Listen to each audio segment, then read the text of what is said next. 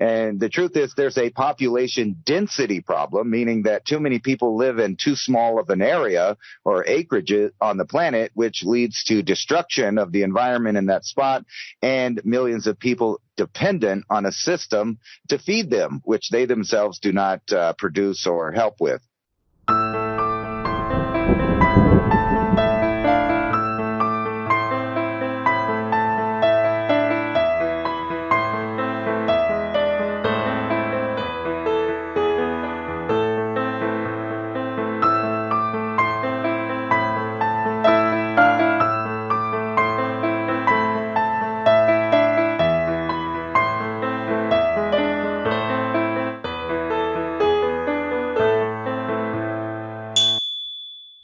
Internet troubles on backup on the phone mic here. Trying to get Ransom chimed in with a call. That's the thing. Our comms seem to have some difficulties as of late. Have you noticed that? Has anybody else been having some problems with their communication, the internet, these sort of things? To start off tonight, I do want to say something about canning. You know, we're coming into the season right now for canning, tomatoes and vegetables, etc. But this is a warning to everybody out there. Currently in the United States, they're distributing and selling 4% vinegar acidity. Now, you need 5% acidity to be able to do your water baths and your pickling and that sort of thing. You need at least 5%. So that's the minimum. If you go below that, you're at the chance of botulism. It won't save the food properly. There could be bacteria and these sort of things that get in the food to make you sick. Now, what are the chances that we're coming into an area right now where people are understanding and we need to get canning and gardening and off the system immediately? And right now, they're rolling out a 4% vinegar, which is substandard for even saving your own food that you grew in your garden. Insidious at best. So, Ransom, I appreciate you joining me tonight. You know, how many people probably just went and got that and didn't pay attention to it and have already done the work to use it. That's kind of scary, huh? And then if they find out, they just see, if they come across this, they'll be like, oh man, you're going to have to eat all of that stuff now because it's not safe to eat. Why would they even do that? That seems like a direct on purpose, kind of attack to see who's paying attention out there. It doesn't make any sense at all. It doesn't make sense for the company even to be selling that. Well, it does if it's deliberate and you're trying to do exactly what you said, ruin people's stored foods. Now, who are you going to go for first? Are you going to go for a regular mom that drives a soccer van and still taking her kids triple vaxxed everywhere? Or are you going to try to sneak that in to people who are just beginning canning for this year, those that are between the systems right now but don't have any stored vinegar? That is actually destroying food, like you said. And imagine the amount of time and energy you'd already put into the canning process. Like that takes an enormous amount of time. And you used your food. So the food can't be recycled. You just can't scrape that off and start over. You need to ditch all of it. And then what happens if they only sell 4% from now? What if that becomes the norm and they stop selling 5% acidity vinegars? In the new world we're moving into with the social credit scores and stops you from ever saving food either. I had a revelation the other day talking about heirloom and hybrid seeds. Just that very process and that very thought process that, God gave us these seeds that if you save them, you can continually resprout them or regrow them year after year after year. And what do we get into with commercial farmers? Well, they have to buy the GMO hybrid seeds, Roundup Ready activated. So that's a purchase every year. They can't save their seeds. There's been so many lawsuits. Like they quit saving seed about 25 years ago. But you and me, we got to buy those seeds. That's why they're in the little packets there, hybrid seeds that you can get yourself. You can't regrow those. So even that gift from our Creator was taken away from us and now is a paid thing. They're starting to strip it away. So those of you out there, please prepare. I'm just waiting for them to start taking things off the shelf everywhere because, when I surf through these headlines and I look at all the companies, especially the ones that deal with the general population like Walmart, Target, etc., Tractor Supply, all of these, most of their stuff that I've been buying, they do still have at least an option to get things. But what's so bizarre about it is, like I've got a bunch of solar lights and different stuff, and they last about a year. So it's like that disposable product line of everything that they want you to continually have to go back on purpose so that you can't just get tools, stack them back, and have a good collection of utensils to farm with, to fix your stuff with. We talk a lot about the seeds and everything, and, tools got to be number two. I mean, if you don't have tools to do anything, you can't do anything. You just can't. Having a basic set of wrenches, screwdrivers, etc., pliers, wire cutters, wire strippers, just the whole line of tools helps you navigate the whole world. And it's so bizarre that I meet so many people. Some guy came over to our driveway the other day trying to solicit some mechanical work, and we had to tell him to leave, but it was pretty bizarre to me because he had no tools. And evidently that's a new thing, is mechanics without tools. And when I was younger, there was no such thing as a mechanic without tools. Not even a shade tree mechanic didn't have tools. He didn't have a shop. He didn't have a building, but he had a whole set of tools. So you can't work without tools. And the same thing's true for every industry, farming, fixing electronics. If you don't have the right stuff, you just don't do anything. It stops production. And it seems like that's the whole marketing plan for everything now. Seeds that don't reproduce themselves, tools, items that break, even the auto manufacturing, makes parts that you cannot fix. You can't take it apart and do things. And then the other trick that they've been using is about every 3 or 4 years, they change the standard for everything so that something breaks in your home or your property and you go back, you have to buy a whole new thing and redo it. You have to re-engineer it so it'll fit the new products. So one of the things that I've been doing over the last couple of years is, the redundancy thing where I buy several of the items when I find it that go to the things that I own. I own several cars that are the same make and model, just so that if all else fails, I could build a car out of, both of them or all three of them. I could make it work. And having a little set of tools, it blows my mind when I realize people are, stranded on the side of the road and things like that. And they have no clue what to do. Their radiators broke, their water pump broke, their power steering, et cetera, et cetera. And most of it can just be solved with, a little ingenuity to make it enough for a minute, and then knowing how to replace a part like Legos, because it's really that simple. Now they got everything where they're trying to turn it into items and products that you almost need an engineering degree to understand and work on. Like, think about some of the new auto cars and things like that. There's a lot of brilliant kids and brilliant people out there that know how to keep up with that. But those are not the same, in general, the same people that are doing the hands-on mechanical work of the actual nuts and bolts and things. They know how to code, as they say. But they're trying to change everything over to a disposable lifestyle. And the only problem with that is that we too are a product, and I feel like now is the time that they've decided to figure out what the numbers game is and what percent of who and where disappears off the face of the earth, because we're at a technological point where they're going to start engineering everything from food to the human being that eats it. I can dovetail into that point. Mechanical work, I'm starting to learn it. I never knew it. So I was one of those, learn to code guys. I never knew it.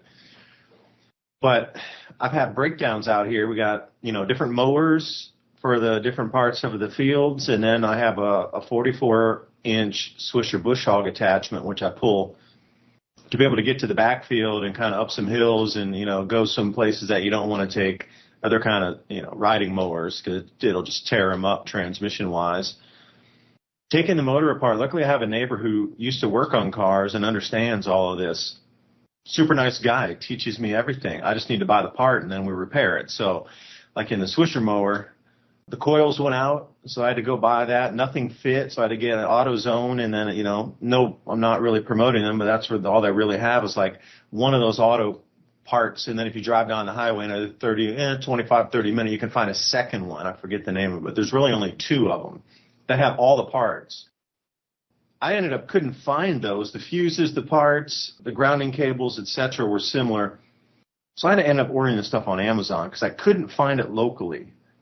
What else did we end up replacing? Oh, the voltage regulator. Yeah, nobody had one of those. That was, you got to get it online. And there's different type of voltage regulators too, because then our 0 point went out. And it lost the voltage regulator at the same time. And also the fuel pump stopped working on that. So I had to buy a bunch of fuel hose, fuel filters. By the way, if you don't have any fuel filters for any kind of farm machinery, you definitely want to get a handful or more. Now, you can backfill it and put carburetor fluid in there and shake it out and get most of the dirt out, but you're going to want a new one if you could. So just in this last 3 weeks, all of our equipment is broken down. Luckily, I still have a push mower. Remember, as a kid, those of you old enough, when you had to actually work to get an allowance, I used to have to mow our yard to get the allowance money for the week on a Saturday. Usually I'd mow it. So I was pretty handy pushing a push mower around. Now, luckily, we have that. It's still functional. But you try to do 2.5 acres in a front orchard, an acre on the back just behind the deck here, and then 5 acres out where the bees are. No way. No way. You know, that requires riding mower kind of stuff. Another thing I could bump up and say, skills on repairing simple machinery. Because, Ransom, what you referenced there, this electronic thing and everything computerized, etc., you either have the part or you don't. Because that happened with my GE washer. This is like, it was right in the middle of COVID, probably like the middle of 2021, a year and a half ago, a little longer. The computer board or whatever went out, and we ordered one of those, and they're like 8-month lead time for a repair part. 8 months. It wasn't like taking a gear apart and putting it back together with a couple of new bolts and, slamming some oil on that thing. It had a full computer board in it that was unavailable. And you know what? I ended up giving it away because after like the 6th or 7th month arrived, they're like, oh no, we can't get it for you. And that's from General Electric. On one of their own machines, couldn't get a repair part for their own washer. And I was just astounded by that. That really blew my mind open that the actual producer of the washer couldn't get its own repair part because of the shutdowns in China. That really sent it home to me like we are really dependent on a lot of outside systems. So this is another one here. Ransom hit it with tools. You got to have tools. Handles. You need to have a lot of handles too, because we are breaking farm tools all the time. The rakes and the hose and that sort of thing, always breaking. Always. So you're either going to shorten your handle, or you're going to learn how to like carve a new one, or you're going to go find where somebody at a weekend market sells the handles, and you're going to buy them for $5, $8. I don't know. The price keeps going up. When I first started buying those handles, they were, $3, $4 from the guy who makes them. They're all hickory, and now they're $7. But I don't complain because they're hickory handles.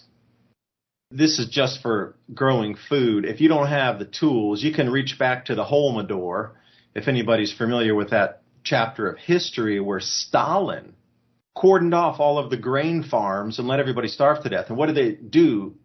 They took their farm machinery and every implement that they possibly had and burned all their homes on the way out. So they had no farm machinery and no houses to live in. Now that is your friend Stalin over there in the area now known as Soviet Ukraine. Ukraine and Moldova. Like, those are the actual proper names for it. And I might add one thing because I had it highlighted in blue when I was trying to string these ideas together here. During the famine, there was a decree about the protection of socialist property. So see how this is going to, copy paste over to the modern era here. Again, quote, decree about the protection of socialist property. And what it was, a law to protect the collective farms. And it allowed people to be prosecuted for gleaning or picking up leftover grain that was in the fields. Now, normally birds do that. Deer do that. Squirrels and chipmunks and your amazing amount of life that lives around you does that. Well, if you were to do that as a person, and it says they arrested 200,000 people sentenced to work labor camps for picking up the grain left over in the fields. Now, if it does move to this sort of thing, you're definitely going to want to have some tools to grow. Are you going to be sneaky gardener? I don't know. Ransom, there's just too much matching up in history for me to think. And you got to be able to repair stuff, and you got to be able to have tools to do that. Would you buy extra? Because I'm having trouble too with one thing, anybody out there. The metric set for sockets and the English set for sockets. You got to have both. Because you're going to get mixed up and you're leaving things everywhere. You got to actually probably get 2 sets or something, one for the garage and one for somewhere else. tell me about your tools. Like, you don't have to spill too much, but what do you think some essential tools would be for anybody out there?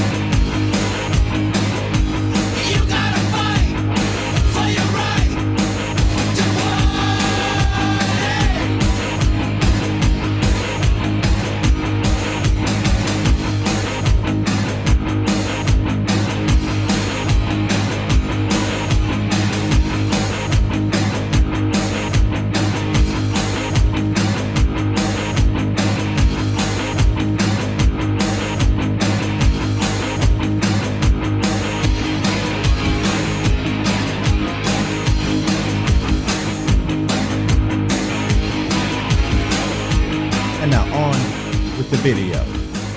Well, you got to have at least a metric set to work on almost anything that comes from other than the United States. And then, of course, you got to have a standard set of that. A good thing to have is carpentry tools, and that includes ratchets. A lot of people don't know they have ratchets, so you don't have to use wrenches. But basically, they're ratchet wrenches that are for carpentry. So you would have a carpentry set, and you'd have a set for whatever specifically car you use. Like, you should have enough tools in a little bag that you could basically tear apart a car, because that's what I have in mine. I bring a metric set, each size of the ratchets and sockets, so that I can do just about anything.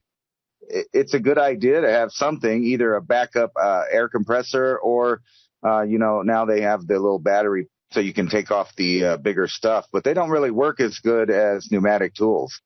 If you're really going to be serious about fixing things or doing things at anything larger than, just working on your car or your lawnmower, you need a whole set of pneumatic tools as well, including everything to tear apart machinery so you can fix it. It's hard to do anything without an anvil or a vise, a good sized vise. I mean, those two things by itself, you're going to need to do any kind of metal fabrication. Having a welding set, either a MIG set or TIG, or if you're really good, some acetylene torch welding, all of that stuff is just stuff that everyday Americans on the farm have been using forever.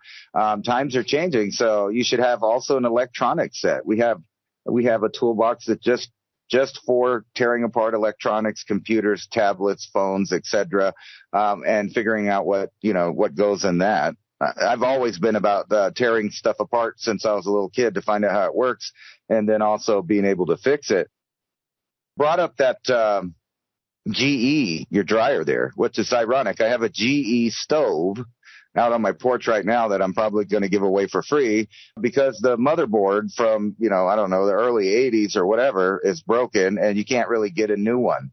There's some aftermarket companies that make the switchboard or whatever it is there to make it work again, and they're very expensive. So it's like, you don't want to put a $300 saddle on a $50 horse. My girlfriend's parents were nice enough to replace the stove, and they bought us a stove, and it's one of those, ironically, it's a smart stove. So the refrigerator's now smart. The stove is smart. The microwave's smart. The television listens to you. They all work together in an app. And you know what?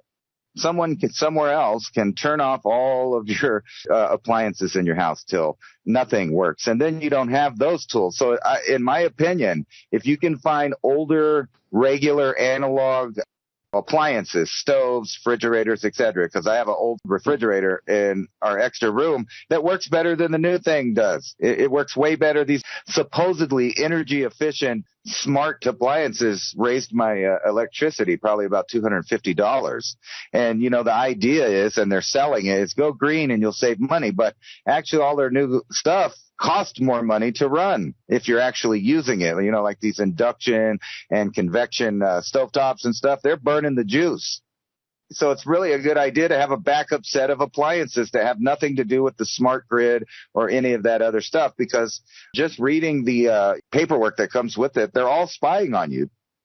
The refrigerator can literally, you know, find out what you bought at the store and wirelessly connect back to the internet without your permission and tell them what you're buying so that they can have data on the products that you get that you put in your refrigerator. Then the stove's connected to the refrigerator. It's like they know how many calories you eat at your house. Can you imagine the ramifications when we go over to this ESG or social credit score system when the companies are turning off your appliances or of using your appliances too much and eating too much or eating meat, or, you know, think about the ramifications of having all your appliances wired together, sending data back on your day-to-day daily life.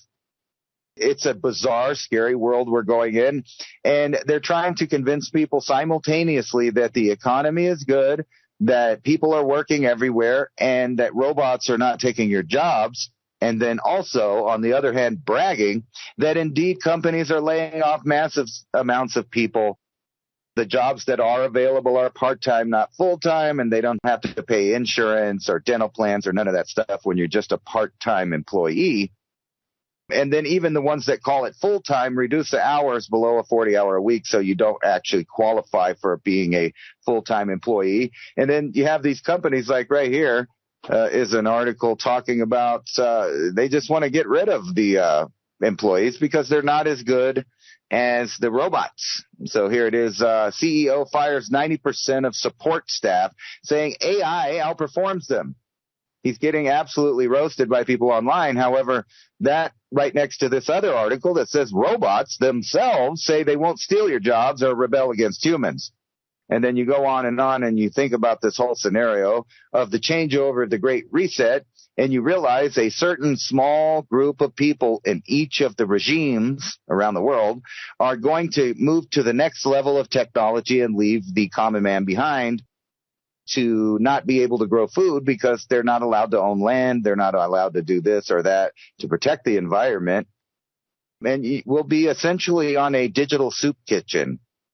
And your whole lifestyle of all of these screens, and it makes sense, too, that if you go to the average home in America, every single person there is staring at a screen, whether it's a phone, a tablet, or a television, or a computer screen. And I myself are guilty part of the time, but I go out of my way to go outside and mess with my plants. You know, it's been triple digits for us, so I have to constantly watch them to see if they're kind of slumping and drying out and keep them hydrated, just like me. Soon you won't be able to do that because you'll be too busy trying to make ends meet when they're telling you that there is no, there's no recession and there's no inflation. It's all in your head. Don't trust your lying eyes. And the truth is there's a population density problem, meaning that too many people live in too small of an area or acreage on the planet, which leads to destruction of the environment in that spot and millions of people dependent on a system to feed them, which they themselves do not produce or help with. You know, here's a cool article, just kind of put that in the frame. Proof humans reshape the world. And it's a whole article about the last 500,000 years of human beings morphing the bird that they found in the jungle that now became the chicken, and how even in the last 50 years, we've radically changed it to the point where you can see evolution in just several decades. And this is just from our appetite as a human being. And if humans, turn this little bird for a long time into a food source, meat and eggs, and then in the last 50 years to make rotisserie chickens, we further evolved the bird. And they're saying that, later, I guess when civilization collapses, we can go back into the fossil record and see exactly when humans emerged and disappeared based on the chickens. Isn't that fascinating? I got the breading right now and the oil's heating up. Let's do it, man. Get the chicken in the deep fryer. Are you kidding me? Don't leave that valuable resource to go to waste. We need chickens. We love chickens. I love the Easter egg color of chickens, the olive eggs or the green eggs, the blue eggs. Not all chickens lay white or brown eggs. There's a myriad of color of eggs as well. So you have to wonder, they talk about one evolution or one, visible evolution within a 50, 70-year period. Well, magnetic field changes and evolutionary leaps also. Magnetic field disturbances allow things to morph faster. They find species that pop out of nowhere, but those popping out of nowhere seem to coincide with Earth's magnetic reversals. Who was that? Robert Felix wrote that book, Evolutionary Leaps and Magnetic Reversals. And he just simply matched two data sets. Magnetic reversal on our planet, north-south, south turns to north, north turns to south. And he was only doing 100%, not what we have now with the polar wander where it's moving, from the North Pole way over Russia down toward Japan. And the South Pole is screaming up toward Indonesia. It's out off the actual landmass now. It's not even at the South Pole over Antarctica, the continent. It's out in the ocean now. See, this is how much our magnetic poles are wandering. Very different than a complete magnetic polar reversal. When there's a complete pole reversal, new species just jump out of nowhere. The Robert Felix stuff is right on the money, and we're kind of in that spot right now. We may be transitioning over to a new species that is of the designed kind. Despite the magnetic field influence or whatever caused it last time, I think this one is being hijacked by the designing of human beings, and that's what's going on right now. That's why we live in an era where they're telling you that they're going to open up baby factories, that you could just grow your baby in a little tube down there, don't worry. But this time we have the influence of technological forces that are changing everything. And this is exactly like what he was talking about, this circumstance that we're going into right now with a collapsed magnetic field and then increased cosmic rays penetrating what protection we have hitting the Earth. He was talking about the new model of things of the Earth. And I'm not talking about the Earth physically, but the new model of governance structure on the planet. And one thing myself I've noticed is everything's gone to the subscription model, where whatever you want to click to, whether it's Photoshop or Camtasia or Microsoft something or Office or Windows, whatever, it's always on a subscription model. Now, the things that you might use like Photoshop or Adobe Illustrator, these kind of things, they're on a subscription model too. So if you don't pay, like day one after you don't pay, all of your work is gone. If you decide to store it on their cloud storage inside their server versus pulling it down on your own device and going the extra mile and plugging a hard drive in and then saving it there. See, I wanted to get Photoshop. I had it before on my other computer, and then since I moved computers, I didn't have it. And I was trying to find it in the U.S., looking for it everywhere. I want to buy it just as a standalone. I want to download it to my computer. I want to go find it myself, and I just want to buy it one time and bring it. I could not find anything in a U.S. server coming in from like .com that redirected me to buy it one time as a standalone where you can download that. Everything took me to the student program, to this program, the Office thing, and da-da-da-da. So I was talking to a friend of mine who works on websites over in the UK. And he's like, hold on, let me look here. So he found it in the UK and sent me the link, which redirected over to a U.S. site, like not even on their site map, that's in the back somewhere, hidden from the American populace, but accessible in the UK. They're there .uk.com.uk. And I'm thinking, you sneaky littles, I'm trying to buy the software so I can buy it here and just download it on my native device, keep it here. No subscription, and I can't find that in the U.S. But over in the UK, they can instantly find it. Oh, it's right there. And I'm like, dude, it's not right there. I looked for like 15 or 20 minutes, and I do research every day, and I couldn't find it. And then he's like, no, it's right here. And I'm like, no, and boom, it was right there. Unbelievable. But Ransom, I think that's where you're leaving off there, and just how the world's changing. And I was talking about AI mining before. They're going to mine the mineral deposits out of the seabed for rare earth minerals using robots or robotic technologies minus the human. Ransom Godwin and myself, when we go 2 hours at a time, talking about this Revolution Radio Studio A, 10 p.m. to midnight. You can join us on Rumble, where we're streaming live on the Adapt 2030 channel. Please join us over there. Join the conversation. Others in the chat. so we can all come together with solutions because we're going to need them. Bye for now.